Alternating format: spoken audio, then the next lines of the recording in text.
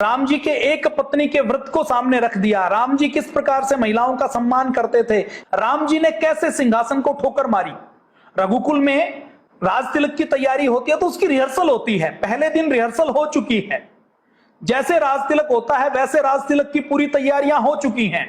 राम जी राजा बन चुके हैं, सब लोग उनको बधाई दे चुके हैं और केवल रात रात का समय शेष है। उस रात रात के समय में जब उनके पिताजी उनको बुलाते हैं तो पिताजी के कहने से पहले ही वो समझ जाते हैं। माता केकई जब एक बार कहती है तो पूरे सिंहासन को ठोकर मार देते हैं। राम जी का चरित्र यदि भारत के युवाओं के सामने होगा तो भारत का युवा, भारत का कोई डॉक्टर लालची होकर किडनी नहीं निकाल सकता।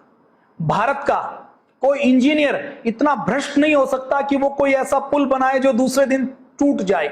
भारत के अंदर कोई व्यक्ति रिश्वतखोरी नहीं कर सकता, काम चोरी नहीं कर सकता, क्योंकि राम जी का चरित्र सामने होगा। तो राम जी के चरित्र को एक एक व्यक्ति तक पहुंचाना है, एक एक व्यक्ति तक बताना है। आप कल्पना कीजिए राम जी कितने महान होंगे।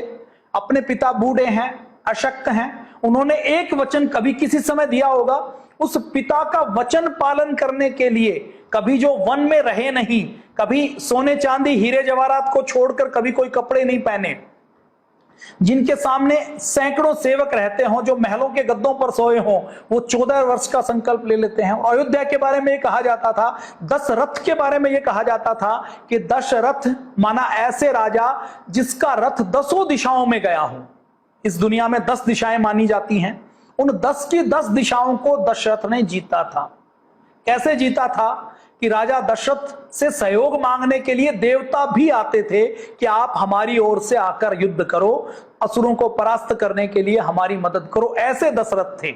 तो ऐसे दशरथ के राज्य के, अयोध्या के राज्य के चक्रवर्ती सम्राट उनको होना था और उनको कहा गया और रात की रात में उन्होंने वो सब के ऊपर ठोकर मार दी।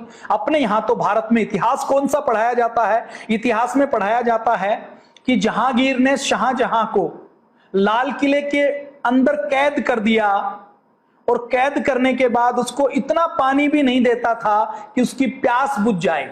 अपने पिता की सिंहासन के लिए हत्या करना, उसको मारना, ये विदेशी संस्कृति, ये मुगल संस्कृति, ये इस्लामिक संस्कृति, इसको महान बनाकर पढ़ाया जाता है, इसके बारे में बताया जाता है। औरंगजेब जिसने अपने 38 रिश्तेदारों का कत्ल किया और 38 रिश्तेदारों का कत्ल करके जो गद्दी के ऊपर बैठा, ऐसे व्यक्ति का चरित्र महान बताया जाता है, ऐसे व्यक्ति के चरित्र को पढ़ाया जाता है। राम जी की विशालता देखिए, जिस माता ने उनको वन में भेजा, वन में जाते हुए उस माता के प्रति भी राम जी के मन में कोई 1% भी दुर्भावना नहीं थी।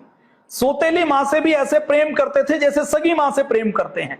भरत जी जब जंगल में मिलने के लिए जाते हैं तो भरत जी को कहते हैं कि देखो, अपनी माता को कभी भी कड़वे वचन नहीं बोलना, अपनी माता का पूरा सम्मान करना है, और ये जो सब कुछ हुआ है ये अच्छे के लिए हुआ है, इसके लिए अपनी मां के प्रति कोई भी दुर्भावना नहीं रखना। वो ऐसे ही मेरी मां है जैसे कौशल्या मेरी मां है। ऐसा राम जी का चरित्र था।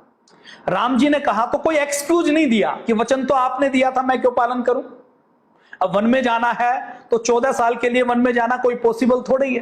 फिर ये नहीं एक्सक्यूज किया कि 4 बेटे हैं, मुझे ही क्यों भेज रहे हो, भेजना है तो शत्रुघ्न को भेज दीजिए, लक्ष्मण को भेज दीजिए। फिर ये एक्सक्यूज नहीं किया कि अब आपने तो राज भोग लिया, अब मेरी बारी आई तो मुझे वन में भेज रहे हो। राम जी खुशी खुशी जाते हैं और जब उनके साथ जाने के लिए लक्ष्मण तैयार होते हैं तो उनको मना करते हैं, माता सीता तैयार होती है तो उनको मना करते हैं। तो ऐसे राम जी थे।